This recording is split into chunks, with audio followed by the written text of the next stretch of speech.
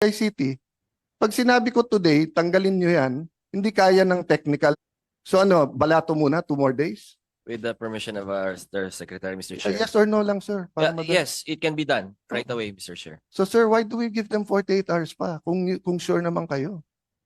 So kung may mamatay ng 48 hours kasi nalulundon, okay lang sa atin o sayang kita? Your Honor, Hindi ko naintindihan kasi binigyan nyo since it's August 14 eh.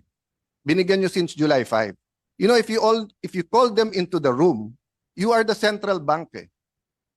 So I'm sorry, Mr. Chairman, I'm just talking in terms of from the Committee on Banks, di ba?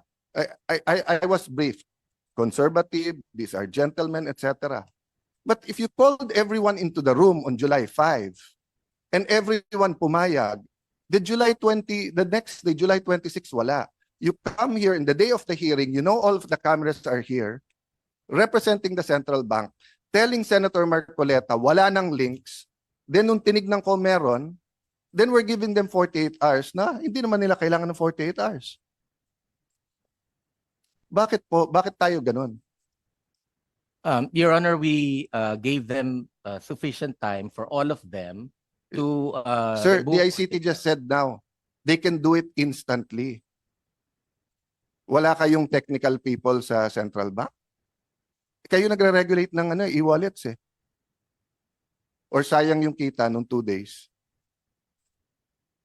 Your Honor, it's because of that reason to give them time to take them down, lahat sila, and also to give adequate or prompt information to the public. So for Sir, number 1, July 25 pa yung memo nyo. At pumayag sila. So alam na nila. So naghahanda na sila. Number 2, the public, sila nga ang biktima eh. Sila ang biktima.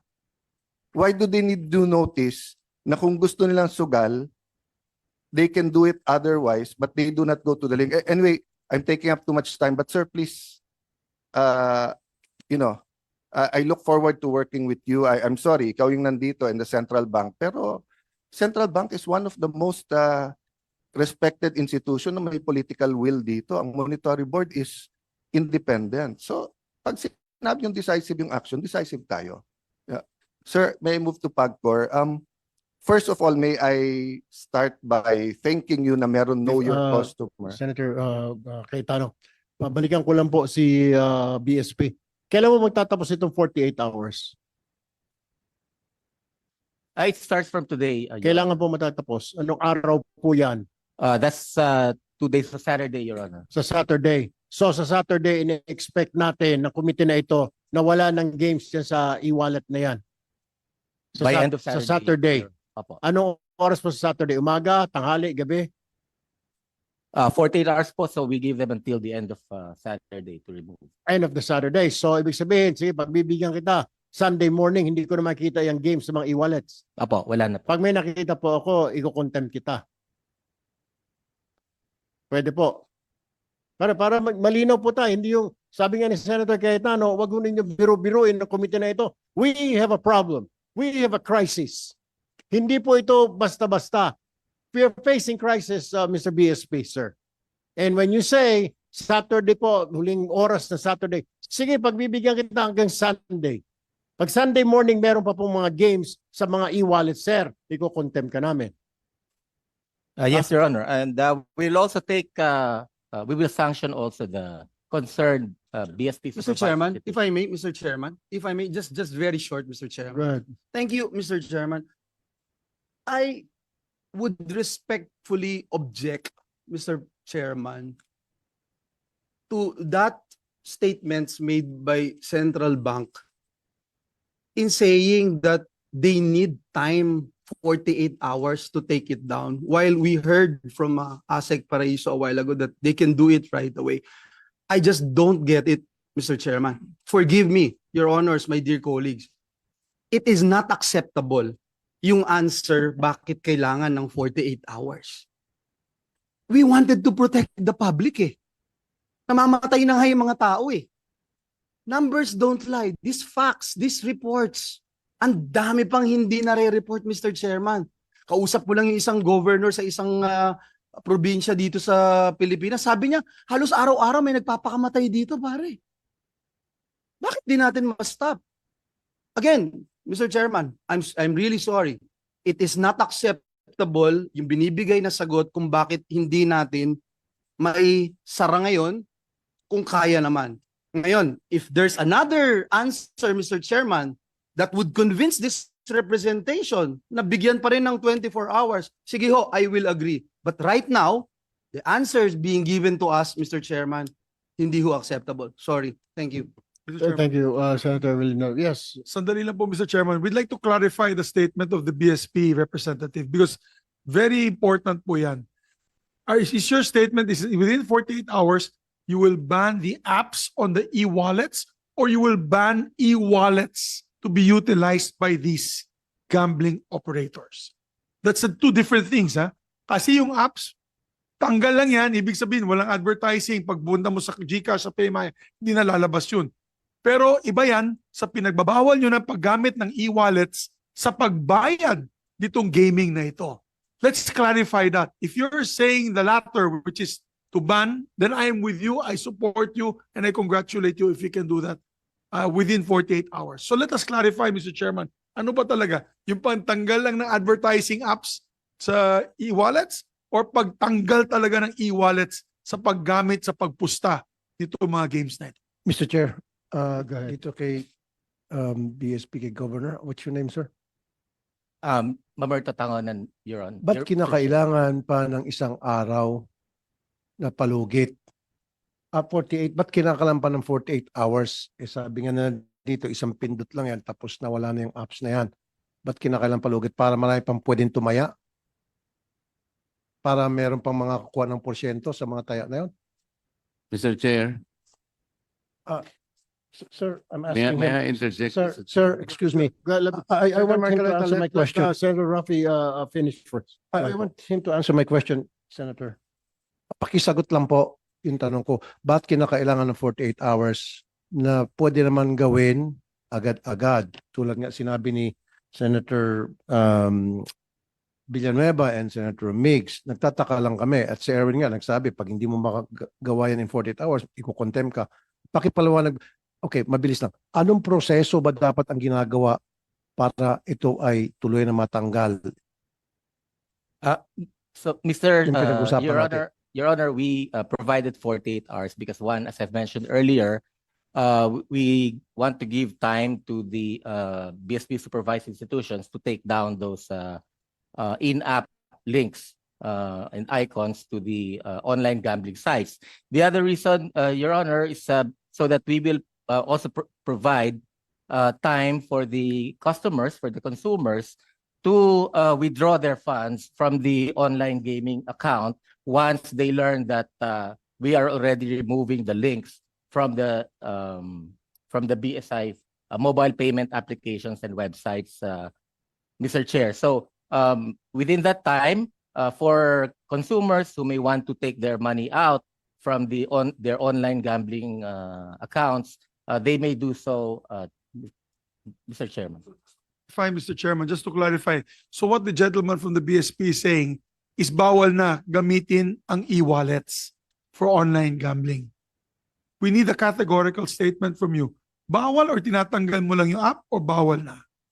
We're removing the in-app links po from the Not the use. websites. Not the use. Because what happens now if they want to go into a scatter or whatever game and it says there how to pay using PayMaya, GCash, nandun pa yun.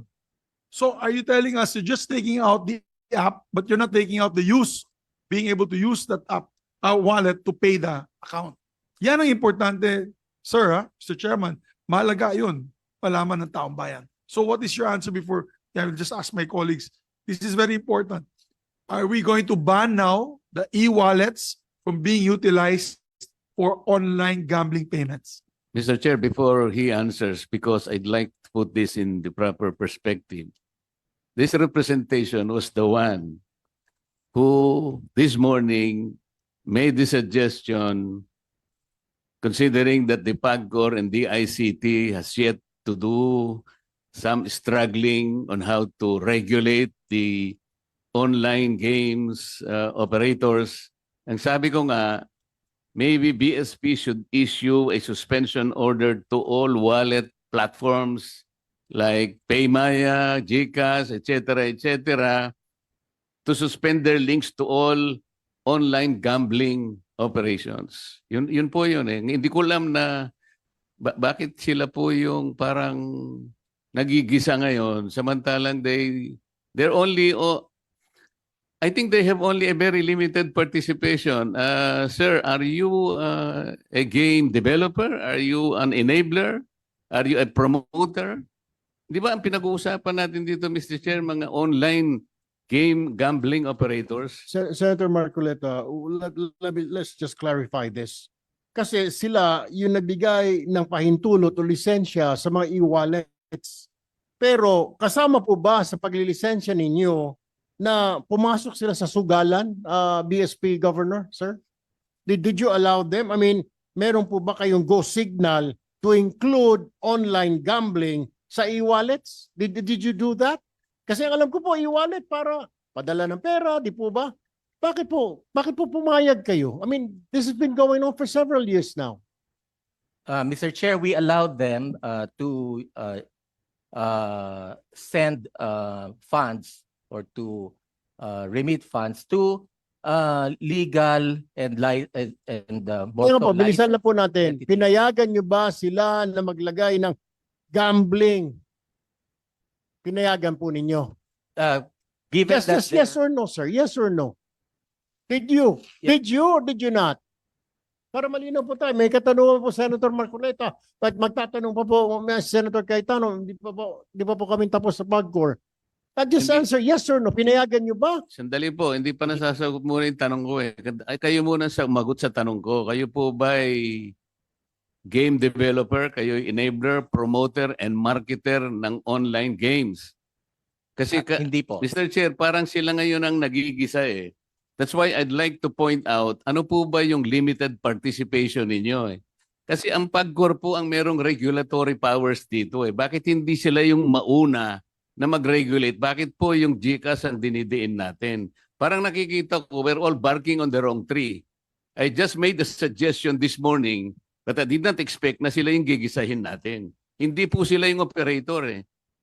Ang kanila, sa akin pong pagkakaunawa, the participation of GCash occurs only at the point where lawful payment facilitation is performed.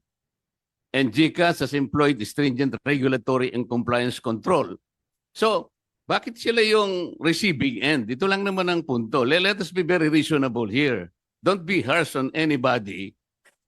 Yung PAGCOR ang uunahin natin dito. Sila yung nag-breakdown ng regulation. If they cannot regulate their own accredited and approved online game operators, at sinasabi nila ngayon dito, Mr. Chair, ang problema yung pong mga illegal, bakit hindi po nyo puntahan ng mga platforms, Mr. PAGCOR? Eh, ang mga platforms, kabisado naman natin kung sino-sino sila. Ito yung Google Pay. Ito yung Amazon, ito yung Facebook, ito yung Twitter. Can you not go to them in the first place with the help of DICT? Doon kayo magsimula. That's the first layer. And then go back to your legal or illegal. Tingnan nyo kung meron silang KYC measures to protect the public. Why are we frying the e-wallet? Wala po akong nakikitang participation nila sa e-gambling or whatever. Yes, but they are the conduit to But online for gambling. the Without record, them, walang for the online, record, hindi I was the one who pwede suggested. Hindi po pwedeng magtaya yung mga bata kung wala yun. Kaya nga po, ang sinasabi ko, i-suspend nila. Tapos na yun. Pag sinuspend nila lahat, yung link, so wala na pong magbabayad. Mr. At the Chairman, very least, merong provisional tayong nagawa ngayon. May provisional measure that we have done. But let us not naman fry people. let me answer. Mr. Chair. Bakit nag-isa? Yeah. Senator Let me, Cayetano, then with your Senator permission, dahil ako Altaveros. ako po yung medyo uminitulo. First and foremost, tama po, Senator Marcoleta, ikaw nag-suggest. Ang kasalanan ko, I take all of your suggestions seriously. Na-offend lang po ako na sinagot kasi na wala na yan, wala nang links. Samantalang nung inon ko yung phone ng aking staff, meron pa rin link. And because nga, I found it lack of political will na July 5, kinonsulta pa rather than then. Secondly, sir, the thing is, I have received information, complaints from very, very reliable, in fact, players to, that yung ibang e-wallets, hindi ko sasabihin kung sino, later on, kasi imbitahin naman ni Chairman Tulfo, sinabi niya kanina, that pati sa illegal, ginagamit yung e-wallets at kulang ang ginagawa nila. Ang PAGCOR does not regulate the e-wallets. It is central bank. Having said that, it is a bigger problem. So anyway, we'll leave it there and we will go now to PAGCOR. So with that, pasensya ka na, Senator Mr. Chair. Marcoleta. We're not passing the blame to central bank, but we're sharing the blame with I share the blame with all of you. Dapat talaga nung pinasa yung PAGCOR law, tinanggal kasi dito sa Senate yung yung internet. Nakaban yun talaga nung 2007 law, 'di ba? Kaya hindi ko masisi si Chairman Al kasi wala sa batas ngayon na bawal ang internet. Nilalagay namin ni Joel Villanueva yun sa pero tinanggal dito sa Senate. Anyway, Mr. Chairman, Mr. if I may just very quickly, no, and I share the sentiments of my dear colleague Senator Alan Cayetano. In fact, every time we talk about PAGCOR's charter, Section 10 of PD 1869, yung PAGCOR charter as amended gives PAGCOR authority to operate and license gambling casinos, gambling clubs, and other similar recreation or amusement places, gaming pools. Wala dito yung online eh, di ba? Hindi natin na yan. But No, I will go to that tayo later. sa House, nilagay I natin remember that. yon. I remember Sa that. BICAM, natanggal dito sa Yes. Senate. But at that Yes. time, hindi pa naman natin alam yung Yes. apps, hindi pa Yes. natin alam yung Paymaya, Yes. GCash. I remember that, Senator Cayetano. And just to put on record, Mr. Chairman, just like Senator Marcoleta, I share the same thing. I have nothing against e-wallets, etc. It's just that ginagamit sila eh. But it appears that na hindi nagagawa ng regulating body yung dapat niyang gawin.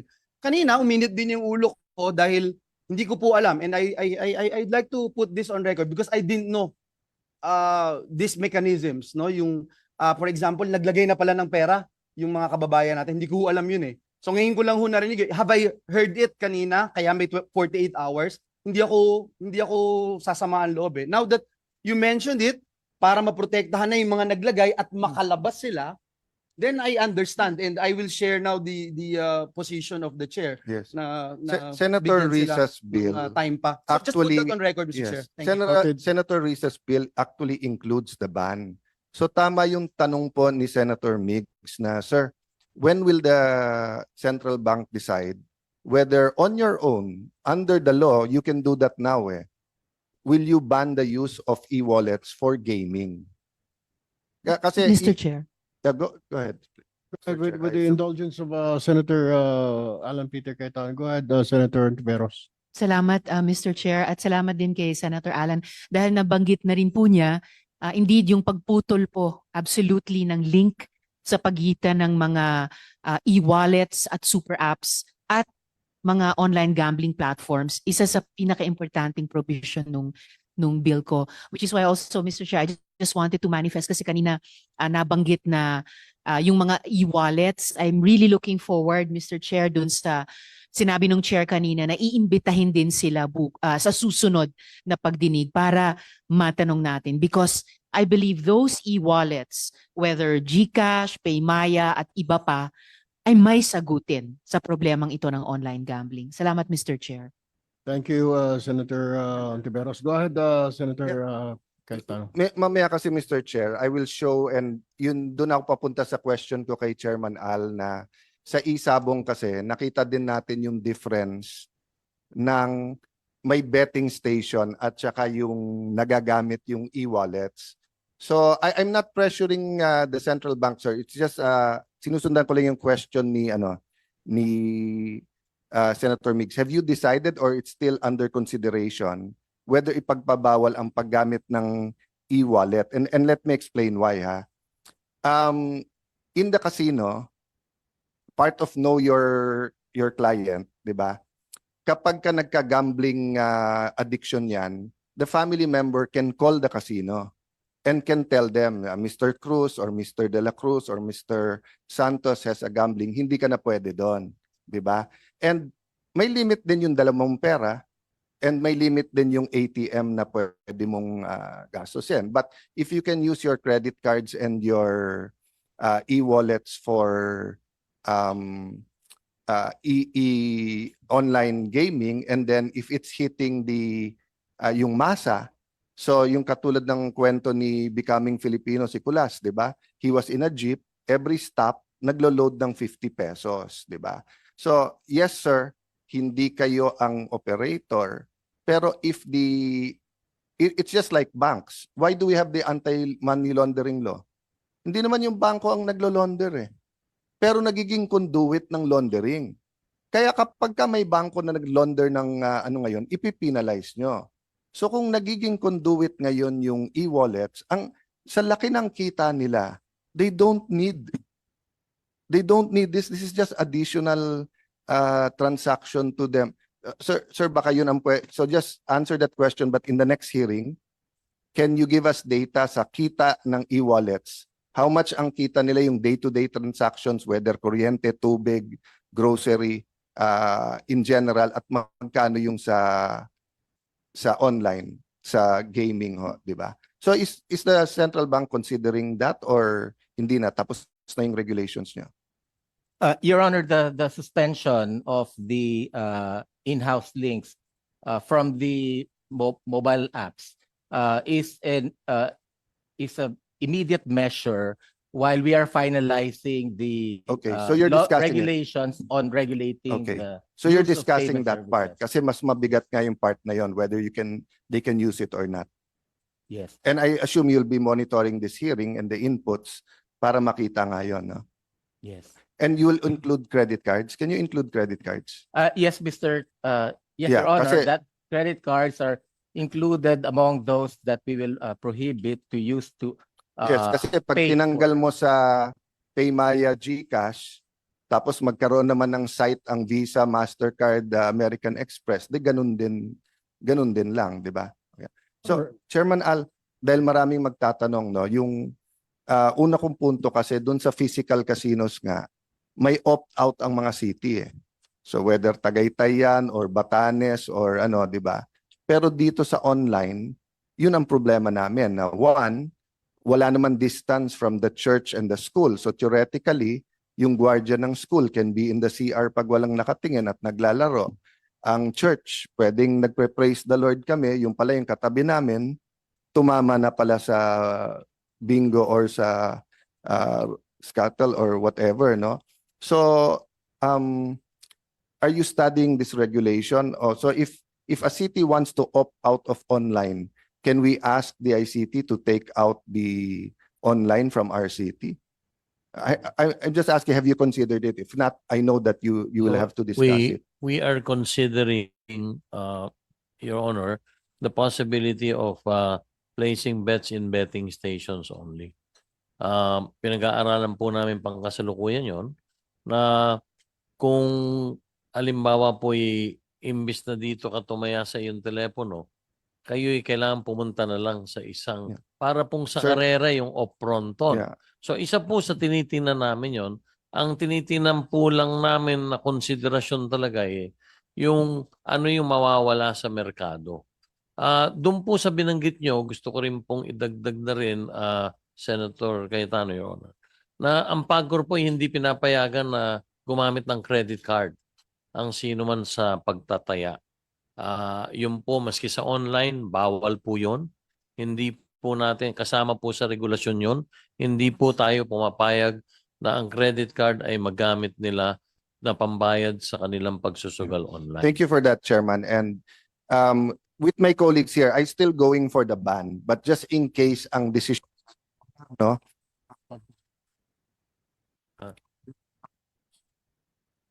No. Meron master control yung sa main chairman eh. So, nakaka-cancel ang co-chairman. So, yeah. Wala naman ako masusumbungan kasi ang chairman natin Tulfo, so hindi ako makakasumbong sa Tulfo. Chairman. Chairman Al, the reason I bring this up, and I'm happy you're discussing it, I'm still for the total ban, and many here are for.